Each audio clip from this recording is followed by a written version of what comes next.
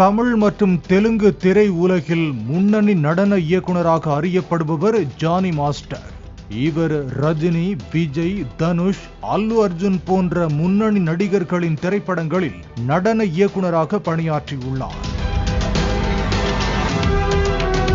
புட்டபொம்மா, ரஞ்சிதமே, அரபிக்குத்து, காவலா போன்ற பாடல்கள் மூலமாக ஜானி மாஸ்டர் பிரபலமானார்.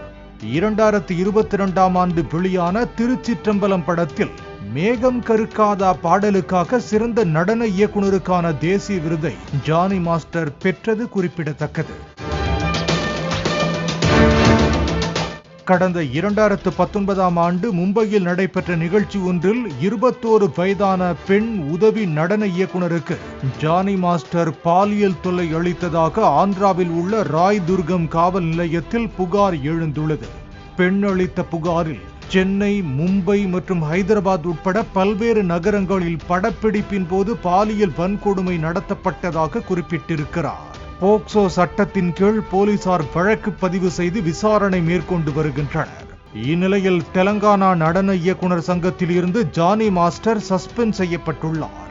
மேலும் ஜானி மாஸ்டர் திரைப்படங்களில் பணியாற்ற தெலங்கானா பிலிம் சேம்பர் தற்காலிகமாக தடை விதித்துள்ளது.